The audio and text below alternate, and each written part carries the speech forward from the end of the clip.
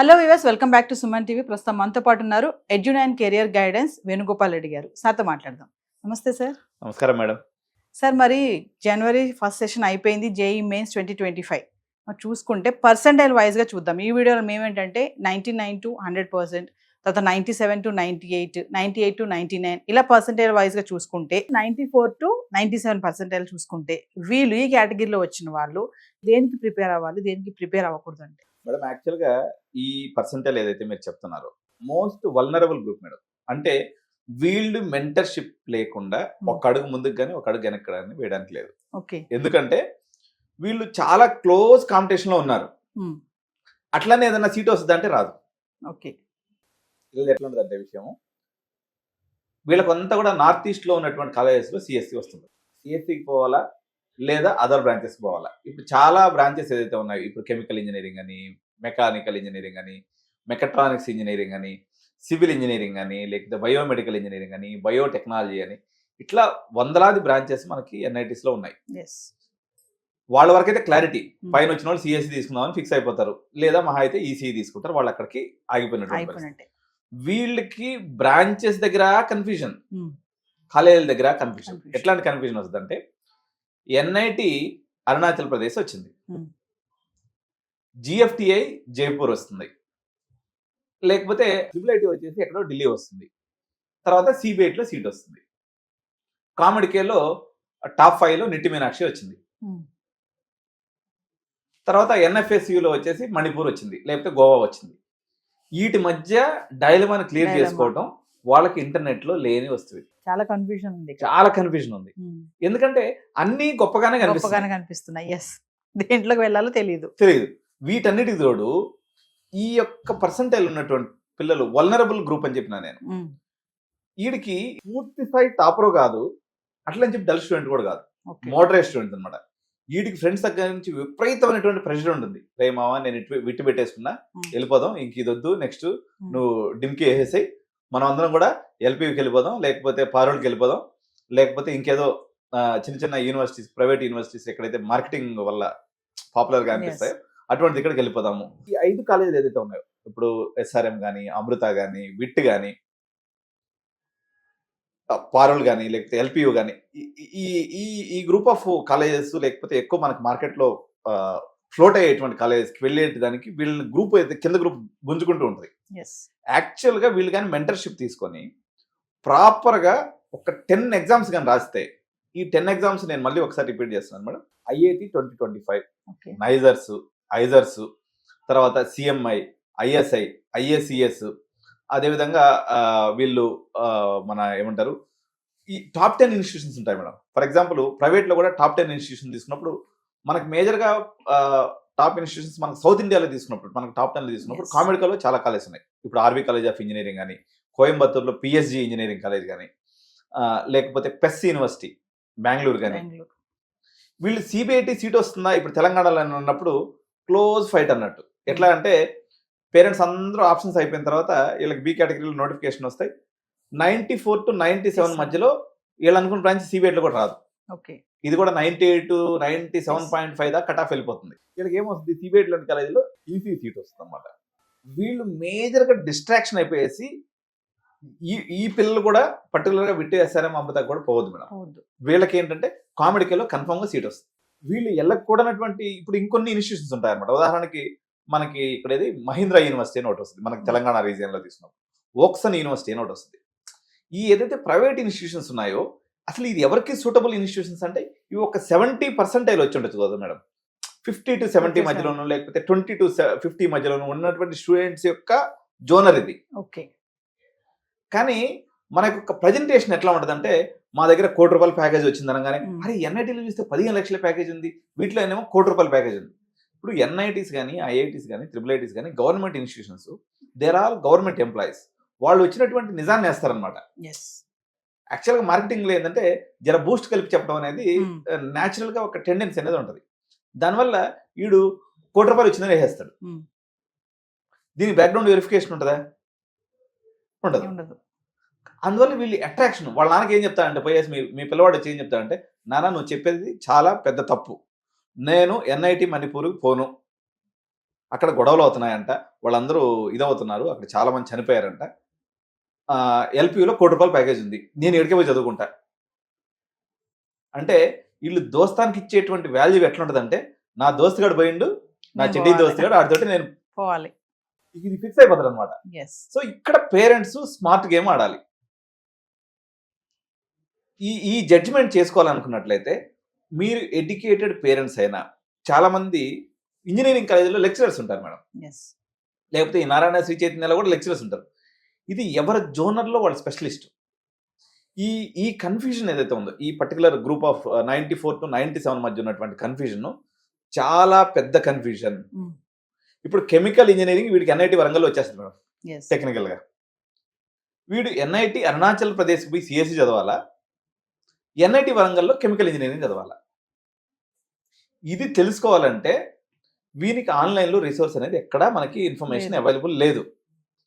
ఒకటే ఒక్క source of information కొంత మేరకు వాళ్ళు సొంత ప్రయోగం చేసినట్లయితే స్ట్రైట్ అవే ఎన్ఐటి వరంగల్ పోయేసి ఆ కెమికల్ ఇంజనీరింగ్ హెచ్ఓడిని కలిసి ఆయన ఏమంటాడు, అరే నా డిపార్ట్మెంట్ సూపర్ అని చెప్తాడు.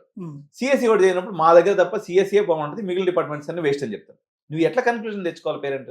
ఎస్. వీనికి ఉన్నటువంటి రిసోర్సెస్ ఏంటి? సో ఈ కన్ఫ్యూజన్ దూరం చేసుకునే దానికి మాత్రం ఈ రాయగూడ ఎగ్జామ్స్ చెప్పేసిన వీళ్ళు కామెడీ మీద కానీ దృష్టి పెట్టినట్లయితే Yes. టాప్ 10 లో సీట్ వచ్చేస్తుంది మేడం. ఇప్పుడు ఎన్ఐటి మణిపూర్ యొక్క వీళ్ళ యొక్క సిఎస్సి గ్రూప్ లో వీళ్ళకి వచ్చేదానికి పాసిబిలిటీ ఉంది అనుకోండి. ఎన్ఐటి మణిపూర్ యొక్క వాల్యూ వచ్చేసి ఒక 30 lakhs మేడం. ఇప్పుడు టాప్ 5 లో బెంగళూరులో ఏ కాలేజ్ తీసుకున్నా దాని వాల్యూ వచ్చేసి 40 lakhs, తక్కువ లేదు. అంటే ఆ 30 కన్నా ఒక 10 లక్షలు ఎక్కువ కదా. ఎన్ఐటి మణిపూర్లో ఉన్న క్లైమాటిక్ కండిషన్స్, అక్కడ ఉన్నటువంటి ఫుడ్ హ్యాబిట్స్, మనకున్నటువంటి సెక్యూరిటీ ప్రాబ్లమ్స్ దృష్ట్యా ఆబ్వియస్గా మనకి కామెడీకి వెళ్ళటమే ఎస్. ఉత్తమ మార్గం. సో ఇటువంటి రేషనల్ డెసిషన్స్ తీసుకోవాలి. వీళ్ళు ఏం చేస్తారంటే, ఇప్పుడు మణిపాల్ ఇన్స్టిట్యూట్ ఉంది. Manipal is a very good institute. ఇప్పుడు బిట్సాట్లో మనకి వీళ్ళకి బిట్సాట్ కూడా అవకాశం ఉంటుంది. ఇప్పుడు ఉదాహరణకి బిట్స్లో ఏంటంటే వాళ్ళ బ్రాంచ్ క్రైటీరియా అనేది ఉండదు. బిట్స్లో మేడం మొత్తం మనకి ఒక 60 క్రెడిట్స్ ఉన్నాయనుకోండి, 30 క్రెడిట్స్ అనేది నీకు నచ్చిన క్రెడిట్స్ తీసుకోవచ్చు. ఓకే. ఇప్పుడు వీడి కెమికల్ ఇంజనీరింగ్ బిట్స్లో వస్తుంది అనుకోండి మేడం, ఇప్పుడు మొత్తం 390 మార్కులకి బిట్స్లో ఎగ్జామ్ ఉంటుంది. ఖచ్చితంగా ఈ పిల్లలందరికీ 220, 230 స్టూడెంట్స్ అనమాట. అంటే ఈ యొక్క పర్సంటేజ్ని బట్టి తీసుకున్నప్పుడు వీడికి ఒక మార్క్స్ అప్రాక్సిమేట్గా 200 to 230, 250, 260 దాకా కూడా రావచ్చు. ఎస్. ఈ బ్రాంచ్లో ఏదో ఒక బ్రాంచ్ నీకు బిట్సాట్లో వచ్చేస్తుంది. బిట్సాట్లో ఉన్నటువంటి బ్యూటీ ఏంటంటే మేడం, వాడు కెమికల్ ఇంజనీరింగ్ తీసుకున్నా ఉన్నటువంటి టోటల్ 60 క్రెడిట్స్లో 30 క్రెడిట్స్ అనేది వీడి ఇష్టం. వీడు ఏఎంఎల్ తీసుకోవచ్చు, లేకపోతే రోబోటిక్స్ తీసుకోవచ్చు, లేకపోతే వీడికి నచ్చినటువంటి డిసిప్లిన్ తీసుకోవచ్చు. కోర్ బ్రాంచ్లో కేవలం 30 క్రెడిట్స్ ఉంటాయి. రిమైనింగ్ 30 బ్రాంచ్ అనేది డిసిప్లిన్ ఎలెక్టివ్స్ అంటారు. ఎలెక్టివ్స్ రూపంలో వీడికి నచ్చినటువంటి ఇంటర్ డిసిప్లినరీ బ్రాంచ్ తీసుకొని చదివే అవకాశం బిట్సాట్లో ఉంది. నేషనల్ ఎడ్యుకేషన్ పాలసీ ప్రకారం ఇప్పుడు చాలా ఇన్స్టిట్యూషన్స్లో వచ్చింది, కానీ బిట్సాట్ అనేది డే 1 నుంచి ఆ ఇంప్లిమెంటేషన్ చేస్తుంది. కాబట్టి నీకు వచ్చేటువంటి బిట్సాట్లో కెమికల్ తీసుకునేసి నీకు ఒకవేళ ఏఎంఎల్ అంటే ఇష్టం ఉందనుకోండి, దాని మీద ఒక 10 క్రెడిట్స్ వేసుకుంటే అయిపోయాయి. ఎస్. సో ఇది రేషనల్ డెసిషన్ అంటారు. సో ఈ యొక్క గ్రూప్ కి సంబంధించినటువంటి information madam. Coming to 90 to 94%. వీళ్ళది ఆశలు గల్లంతే వదిలేసుకోవడం అంటారా? అయిపోయాయి. ఎందుకంటే మేడం బేసికల్ గా కొన్ని కోచింగ్ ఇన్స్టిట్యూషన్స్ ఉన్నాయో వాడికి 50 ఇచ్చినోడు కూడా, మామ నువ్వు ఖచ్చితంగా మళ్ళీ ఈసారి అడ్వాన్స్ కొట్టేస్తావు, నువ్వు అడ్వాన్స్ క్వాలిఫై అయిపోయినావు, నీకెందుకు మేము చూసుకుంటాం అని చెప్పి చివరి వరకు చెప్తారు మేడం. అంటే ఈ పర్సంటేజ్ వచ్చిన వాళ్ళకి అడ్వాన్స్ అసలు చూడొద్దు అంటారు. అటువైపు అసలు వేస్ట్ పంచాయతీ రాయడం కూడా అసలు అటువైపు వెళ్ళొద్దు. ఇంకా అడ్వాన్స్ అనే ముచ్చటే లేదు. లేదు. అన్లెస్ అదర్వైజ్ రిజర్వ్డ్ కేటగిరీ గురించి నేను మాట్లాడలేదు ఇక్కడ. But general category is concern నీకు వేస్ట్ ప్రయత్నం. ఓకే. ఇప్పుడు దాకా వాడు ఏమంటాడంటే, ఇప్పుడు కానీ నువ్వు అడ్వాన్స్ రాయొద్దని కాలేజ్ వాడు చెప్పింది అనుకోండి, జూనియర్ కాలేజ్ వాడు గొంతు పెట్టుకుని కొరికేస్తాడు పేరెంట్. అవును. మరి ఇప్పుడు దాకా నాకేం చెప్పినావు, మన దాకా ఫీజు కట్టించుకునేటప్పుడు నాకేం చెప్పినావు, నీకెందుకు నీకు కన్ఫర్మ్ వచ్చేది? అసలు మా దగ్గర హిస్టరీ అని చూసినప్పుడు మొత్తం అసలు 70% వచ్చినోడు కూడా మనకి ఐఐటి ముంబైలో వచ్చిందమ్మా, మనకి హిస్టరీ ఉంది, ట్రాక్ రికార్డ్ ఉంది అని నమ్మగలుగుతాడు. అవును, చెప్పడం అయితే అలాగే చెప్తారు కదా స్టార్టింగ్. కానీ అంతా అయిపోయిన తర్వాత చివరికి ఫినిషింగ్ టచ్ ఉంటుంది మేడం. అంటే మేము ఒక స్కిట్ చేస్తున్నాం అనమాట. ఈ స్కిట్ లో కూడా సేమ్ ఇదంతా కూడా ఇన్కార్పొరేట్ చేసి భయంకరమైనటువంటి స్కిట్ అనమాట. ఈ స్కిట్ లో ఒక చిన్న స్టోరీ చెప్తాను నేను మీకు, స్టోరీ లైన్.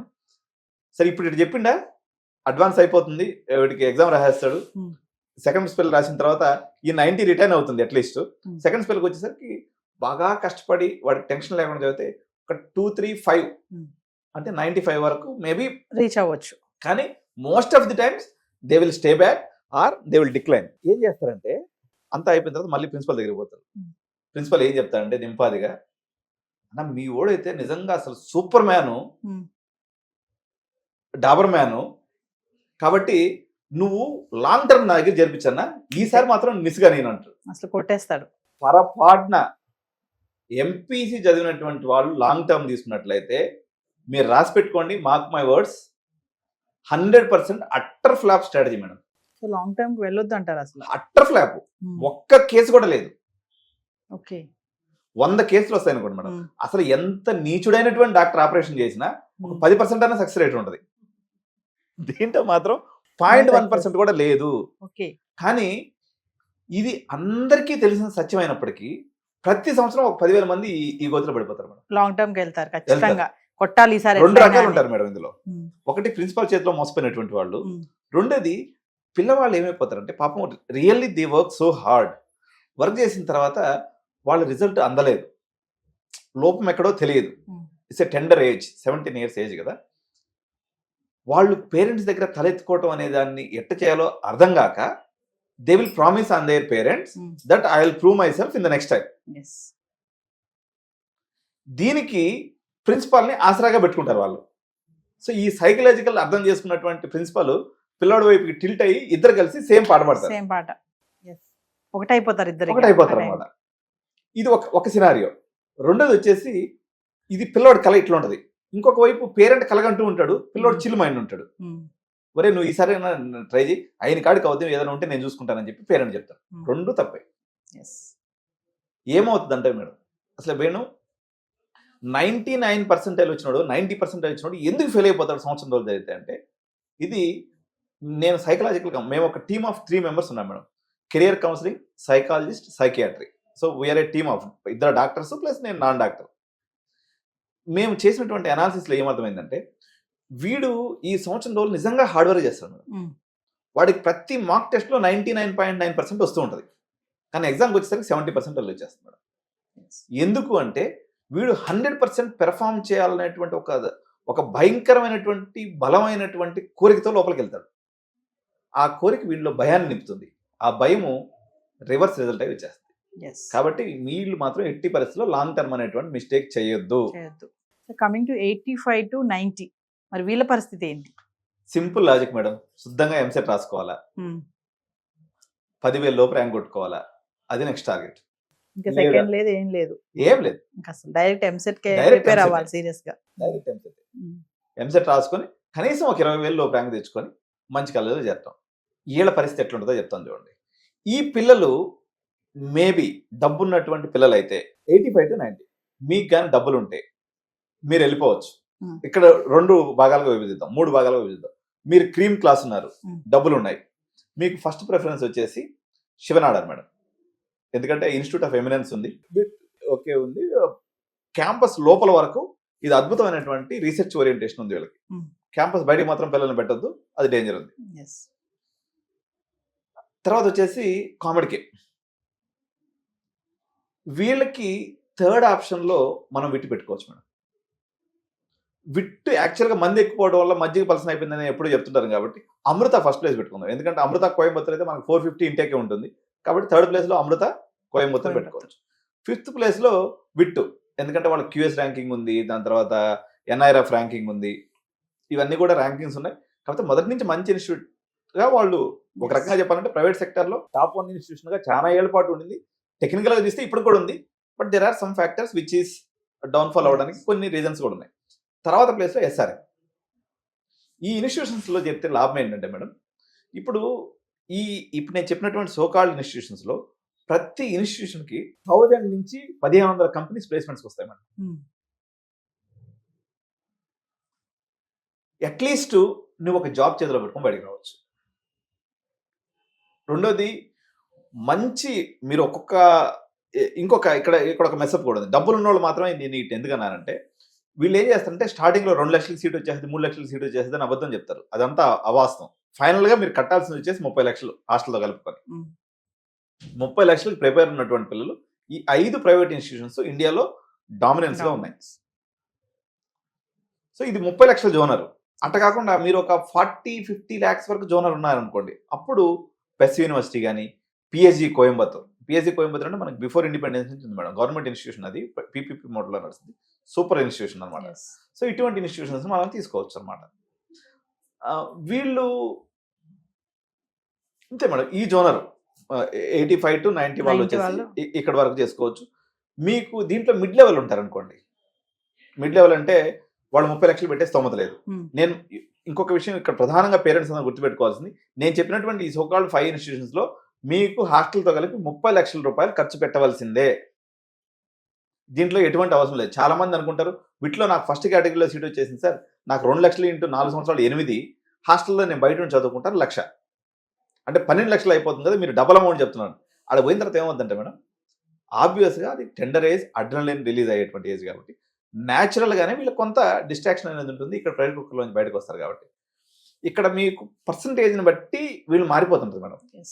ఇప్పుడు 9 CGPA తెచ్చుకున్నారనుకోండి ఫస్ట్ సెమిస్టర్లో, మీకు సెకండ్ సెమిస్టర్లో మీకు ఆ యొక్క స్కాలర్షిప్ అనేది వచ్చేస్తుంది. అట్లా తీసుకెళ్లేసి సెకండ్ ఇయర్ ఎండింగ్ అయ్యే లోపల అందరం తీసుకొచ్చి 6 లక్షలు వేసేస్తారు. Yes. సో ఇది పేరెంట్స్ అందరూ కూడా గుర్తుపెట్టుకోవాలి. ఇది అక్కడ ఉన్నటువంటి ప్రీవియస్ విద్యార్థులతో మాట్లాడితే తప్ప నిజం తెలియదు. నెక్స్ట్ చూద్దాం సార్, ఇంకొంచెం కిందకి వెళ్దాము. ఇంకా తక్కువ పర్సంటేజ్ వచ్చిన వాళ్ళకి కూడా ఎలాంటి ఛాన్సెస్ ఉంటాయి, అంటే వేరే ఎగ్జామ్స్ ఏమైనా రాయొచ్చా, రాయకుండా ఎగ్జామ్స్ ఏముంటాయి అనేది మరొక వీడియోలో మాట్లాడుకుందాం. ఓకే. నమస్తే.